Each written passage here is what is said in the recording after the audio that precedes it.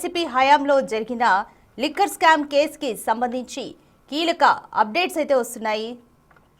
Right, అయితే liquor scam లో కీలక నిందితుడైన వైసీపీ నేత చెవిరెడ్డి భాస్కర్ రెడ్డి కుటుంబ ఆస్తుల అటాచ్మెంట్ కు రాష్ట్ర సర్కార్ అనుమతినిచ్చింది. లిక్కర్ స్కామ్ లో చెవిరెడ్డి కుటుంబం అక్రమంగా భారీ విలువైన ఆస్తులను కూడా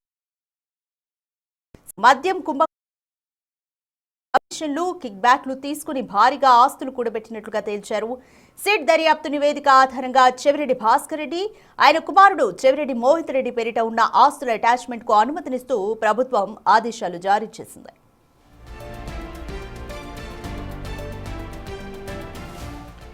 కేవీఎస్ ఇన్ఫ్రా ఎండీగా ఉన్న చెవిరెడ్డి లక్ష్మీకాంతమ్మ అలియాస్ లక్ష్మీ పేరిట ఉన్న ఆస్తులు, సీఎంఆర్ ఇన్ఫ్రా పేరిట చెవిరెడ్డి మరో కుమారుడు చెవిరెడ్డి హర్షిత్ రెడ్డి పేరిట ఉన్న ఆస్తుల అటాచ్మెంట్ కు అనుమతినిచ్చింది. మద్యం కుంభకోణం అక్రమాలతో చెవిరెడ్డి కుటుంబం 63,72,00,000కు పైగా ఆస్తులు కూడబెట్టారని తేల్చారు సిట్ అధికారులు. సబ్ రిజిస్ట్రార్ కార్యాలయాల్లో ఆస్తుల విలువను కేవలం 8,85,00,000గా తగ్గించారని సిట్ తేల్చింది. 54,87,00,000కు పైగా ఆస్తుల మొత్తాన్ని లెక్కల్లో చూపించకుండా ఉద్దేశపూర్వకంగా దాచిపెట్టారని పేర్కొంది.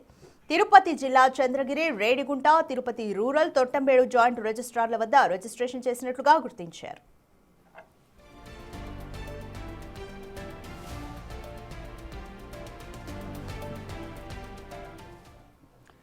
నెల్లూరు జిల్లా గూడూరు, పొదలకూరు జాయింట్ సబ్ రిజిస్ట్రార్ల వద్ద రిజిస్టర్ అయిన ఆస్తుల అటాచ్మెంట్ కు ఆదేశాలు జారీ చేసింది సర్కార్. చిత్తూరు జిల్లా పుత్తూరు జాయింట్ సబ్ రిజిస్ట్రార్ కార్యాలయంలో నిందితుడు చెవిరెడ్డి కుటుంబం పేర్లతో రిజిస్ట్రేషన్ చేసినట్లుగా గుర్తించారు.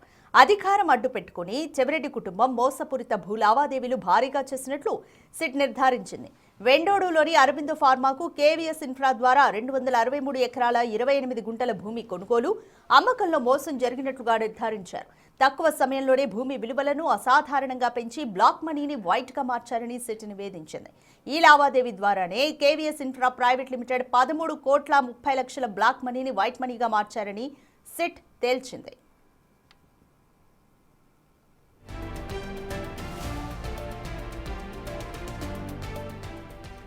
మద్యం కుంభకోణం నుండి కమిషన్లు కిక్ బ్యాక్లతో చెవిరెడ్డి కుటుంబం భారీగా స్థిరాచర ఆస్తులు కూడబెట్టారని సిట్ తేల్చింది. అవినీతి నిరోధక చట్టం, క్రిమినల్ లాలోని పలు సెక్షన్ల ప్రకారం అటాచ్మెంట్ కు అనుమతించాలని ప్రభుత్వాన్ని సిట్ కోరింది. ఆస్తుల అటాచ్మెంట్ కు విజయవాడ కోర్టులో దరఖాస్తు చేసేందుకు అనుమతినిస్తూ ప్రభుత్వం ఆదేశాలు ఇచ్చింది. తదుపరి చర్యలు తీసుకోవాలని డీజీపీని ఆదేశించింది. ఈ మేరకు ఉత్తర్వులు జారీ చేశారు హోంశాఖ ముఖ్య కార్యదర్శి కుమార్ విశ్వజిత్.